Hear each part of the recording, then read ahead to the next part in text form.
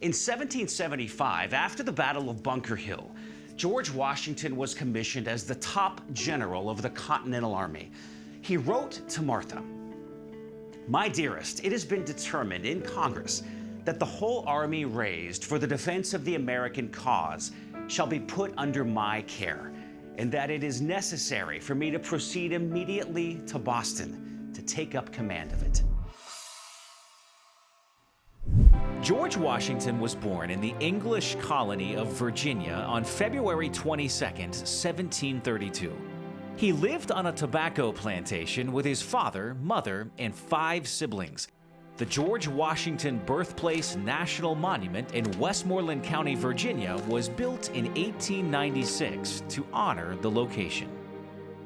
George Washington's father died when he was only 11 years old. So, George spent a lot of time with his half-brother Lawrence at his Mount Vernon estate, overlooking the Potomac River. It was here that George learned the ins and outs of farming, ranching, and cultured society. In 1751, Lawrence Washington got tuberculosis. In hopes that a change of climate would help him recover, he traveled to the island of Barbados. Lawrence brought along his then 17-year-old half-brother, George. In Barbados, George Washington got a case of smallpox. He recovered and therefore had immunity. It turns out this would prove providential since George stayed healthy during the Revolutionary War, where it's estimated that more soldiers were lost to smallpox than battle. Lawrence died in 1752, and his Mount Vernon estate was later inherited by George Washington, making him one of the youngest and largest landowners in Virginia. Today, Mount Vernon is beautifully preserved with a mansion, gardens, and a working farm. It's also the burial location for George, his wife Martha, and 20 other Washington family members. In 1753, George Washington began what would become a long and illustrious military career. He started as a British colonel in the French and Indian War, where in 1755, he miraculously survived the Battle of Monongahela. George Washington later wrote, "By the all-powerful dispensations of Providence, I have been protected beyond all human probability or expectation.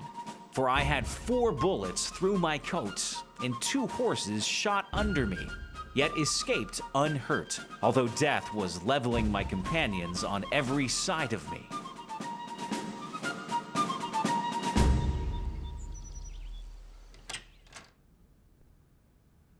Four years later, George Washington married Martha Dandridge Custis, a 26-year-old widow and mother of 2 children.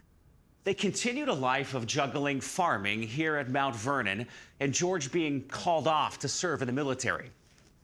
In 1775, after the Battle of Bunker Hill, George Washington was commissioned as the top general of the Continental Army.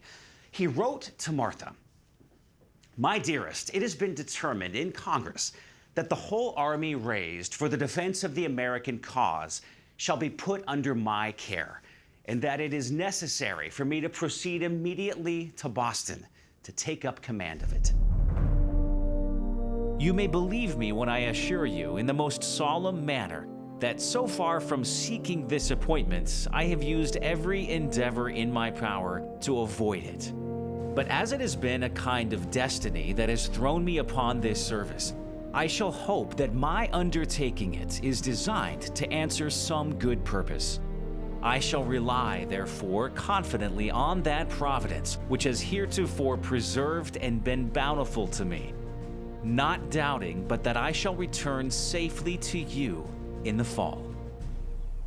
1 year later, on July 2nd, 1776, General Washington issued general orders to his troops. The time is now near at hand, which must probably determine whether Americans are to be free men or slaves, whether they are to have any property they can call their own, whether their houses and farms are to be pillaged and destroyed, and themselves consigned to a state of wretchedness from which no human efforts will deliver them. The fate of unborn millions will now depend under God on the courage and conduct of this army.